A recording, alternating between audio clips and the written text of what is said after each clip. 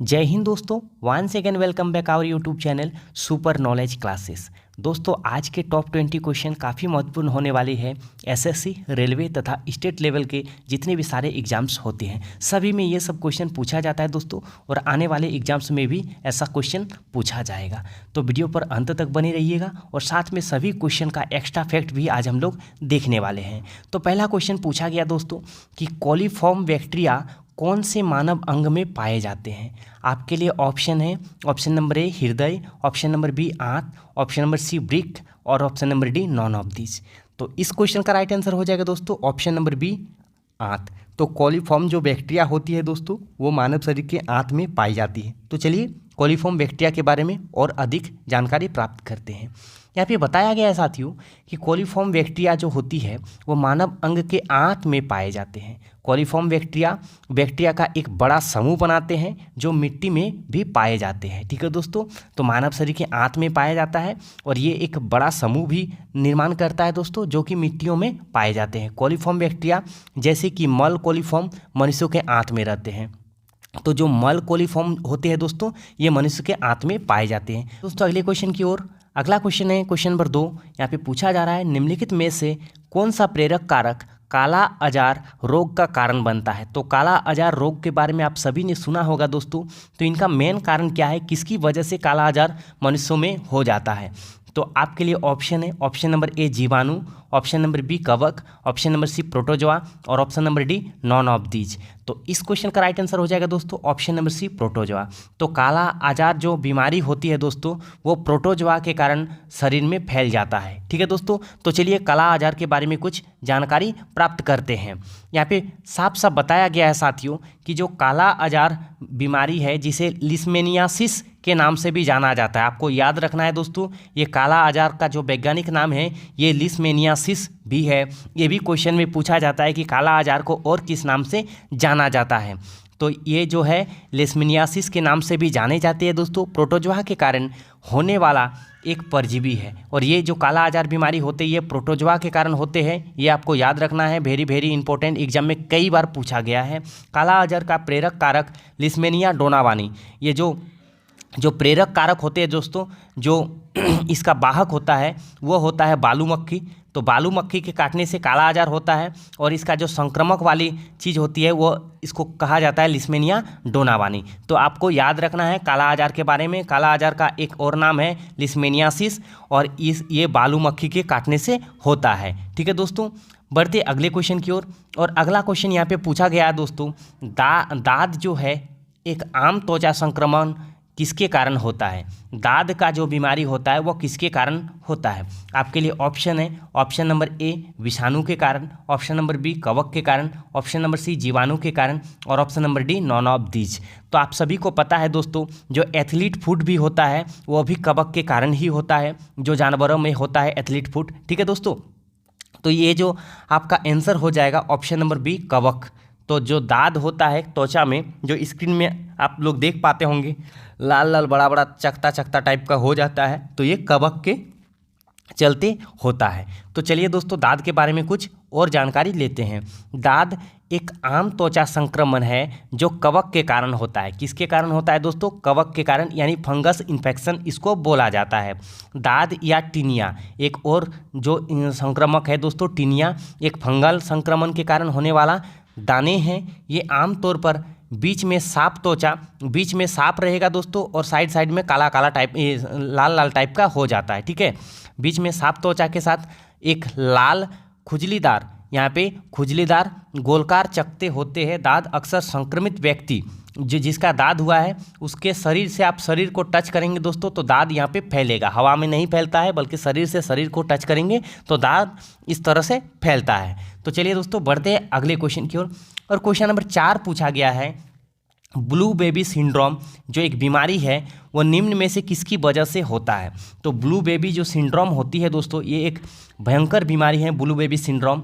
तो ये किसके चलते होता है। आपके लिए ऑप्शन है, ऑप्शन नंबर ए पारा के चलते, ऑप्शन नंबर बी नाइट्रस के चलते, ऑप्शन नंबर सी लेड, यहाँ पे लीड लिखा गया दोस्तों, लेड है यानी पीवी जिसका संकेत है लेड। ठीक है दोस्तों, लेड याद रखिएगा, लेड के चलते और नॉन ऑफ दीज।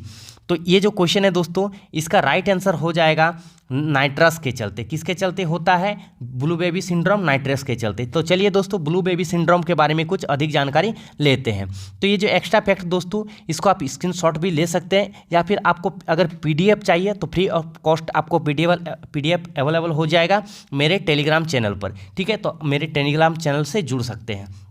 तो यहाँ पे बताया गया है कि ब्लू बेबी सिंड्रोम एक ऐसी स्थिति है जिसके साथ कुछ बच्चे पैदा होते हैं, मतलब शुरुआती दौर से ही बच्चों में ब्लू बेबी सिंड्रोम कभी कभी देखने को मिल जाती है, या जीवन में जल्दी विकसित हो जाते हैं, या फिर बच्चा जैसे हुआ, मान लीजिए ये बचपन जो जब जन्म हुआ तब ब्लू बेबी सिंड्रोम नहीं था, कुछ ही दिनों में इसका बीमारी हो जाता है ब्लू बेबी सिंड्रोम। ठीक है दोस्तों, ये एक नीले या बैंगनी रंग के साथ समग्र त्वचा के रंग की विशेषता है। ये आपका नीले रंग पूरा स्किन पे दिखाई देगा, या फिर बैंगनी रंग के साथ पूरा स्किन में दिखाई देगा, जिसे साइनोसिस कहा जाता है। और ब्लू बेबी सिंड्रोम का जो ये रंगीन पार्ट हो जाता है पूरा शरीर में बच्चों में, उसे क्या कहा जाता है दोस्तों? साइनोसिस कहा जाता है। इसको याद रखिएगा।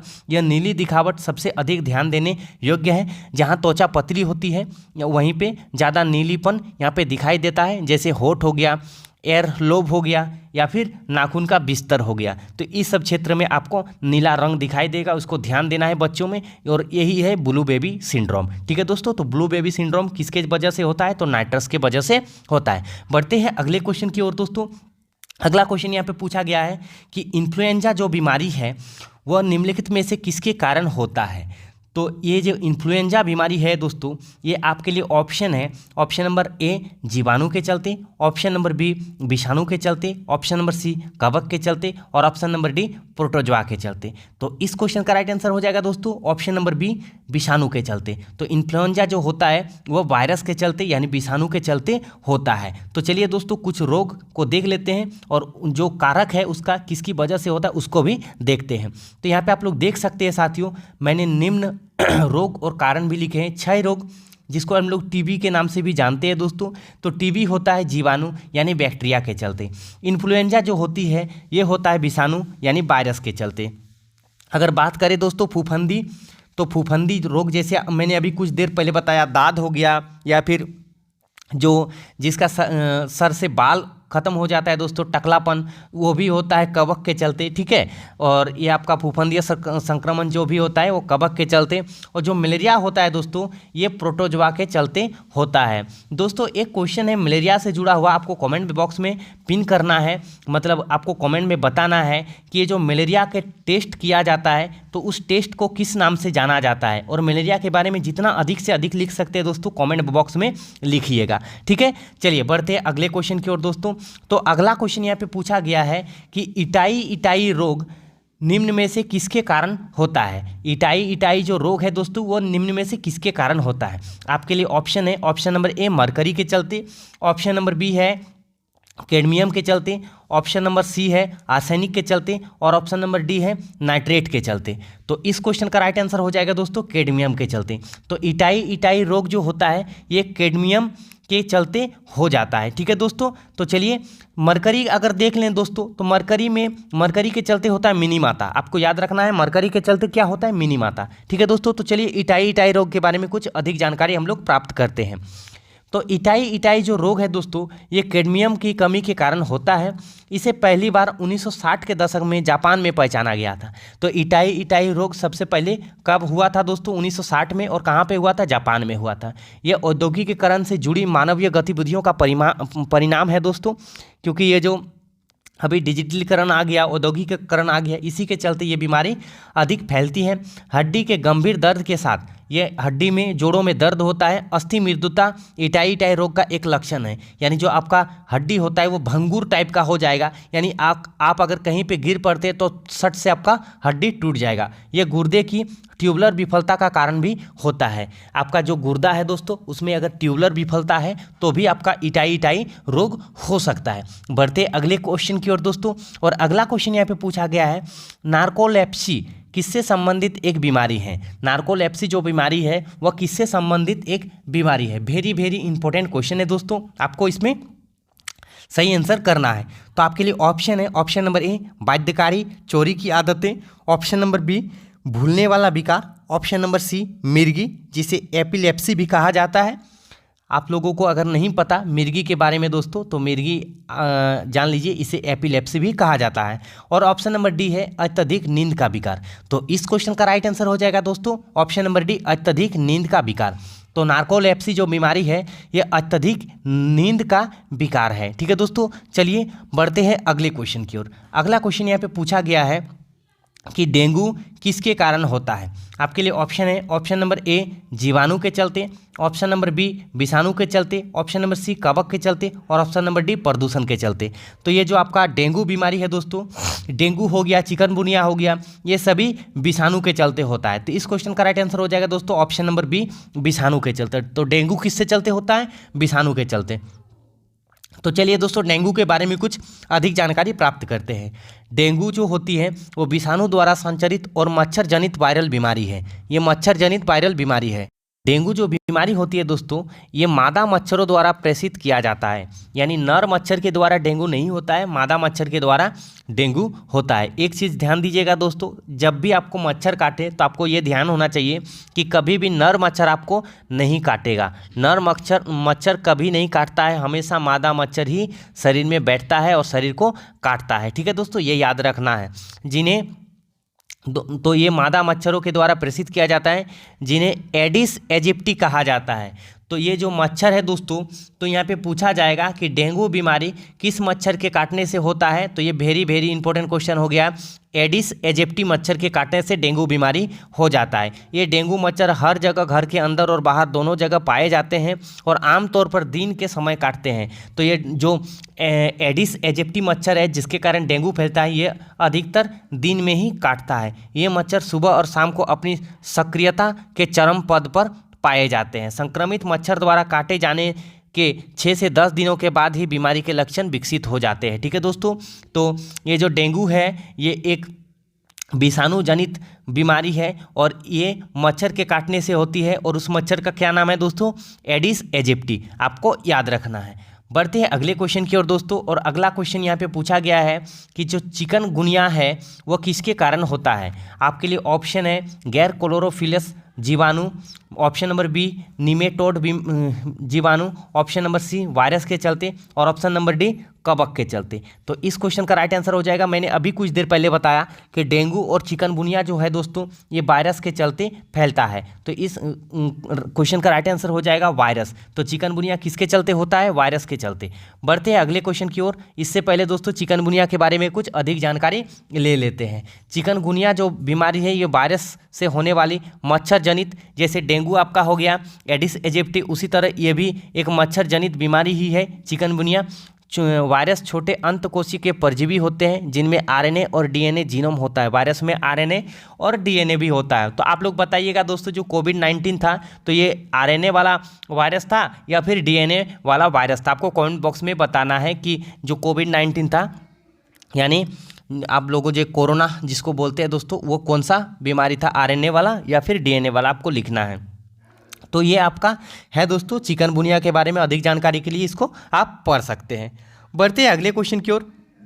और अगला क्वेश्चन है दोस्तों, निम्नलिखित में से कौन सा एक चिकन पॉक्स विषाणु है। तो चिकन पॉक्स विषाणु कौन सा है।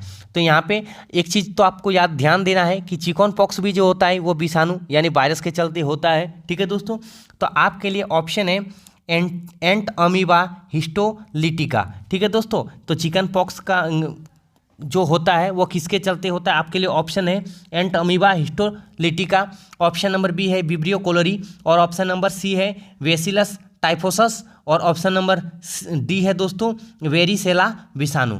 तो आपको याद रखना है जो चिकन पॉक्स होता है वो वेरिसेला विषाणु के चलते होता है। किसके चलते होता है दोस्तों, वेरिसेला विषाणु के चलते होता है। तो चलिए दोस्तों चिकन पॉक्स के बारे में कुछ जानकारी लेते हैं। चिकन पॉक्स एक संक्रामक रोग है जो वेरिसेला जोस्टर विषाणु के कारण होता है। इसका लक्षण खुजली वाले लाल फोफले और शरीर में दिखाई देते हैं। हैजा एक जीवाणु रोग है।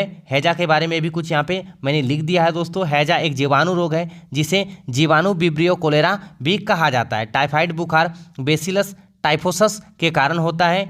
और एम्बियोसिस एक बीमारी है जो परजीवी एंटामोइबा हिस्टोलिटिका के कारण होता है। तो आप इसे स्क्रीनशॉट ले लीजिएगा या फिर पढ़ लीजिएगा, याद कर लीजिएगा। यहाँ पे क्वेश्चन पूछा गया है दोस्तों कि जो BCG का टीका है, BCG का वैक्सीन है जो टीबी के लिए दिया जाता है, तो आपको याद रखना है कि टीबी के लिए कौन सा इंजेक्शन दिया जाता है दोस्तों, तो ये BCG दिया जाता है। ठीक है, तो BCG का जो खोज किया था यानी BCG को किसने विकसित किया था, आपके लिए ऑप्शन है option number A Edward Jenner, option number B Jonas Salk और Albert Sabin, option number C Albert Calmette और कैमिलो गुइरिन, और ऑप्शन नंबर डी है लुई पास्चर। तो इस क्वेश्चन का राइट आंसर हो जाएगा दोस्तों option number C Albert Calmette और कैमिलो गुइरिन। तो ये जो क्षय रोग का जो टीका होता है, इंजेक्शन होता है BCG, उसको किसने विकसित किया था, अल्बर्ट क्लेमेट और कैमिलो गुइरिन, आपको याद रखना है। ठीक है दोस्तों, तो इसके बारे में थोड़ी जानकारी ले लेते हैं। तो आप लोग देख सकते हैं दोस्तों, ये एक टीका है। टीका किसी भी व्यक्ति की प्रतिरक्षा प्रणाली एक विशिष्ट बीमारी के प्रति अवरोधक क्षमता उत्पन्न करने के लिए उत्तेजित किया जाता है।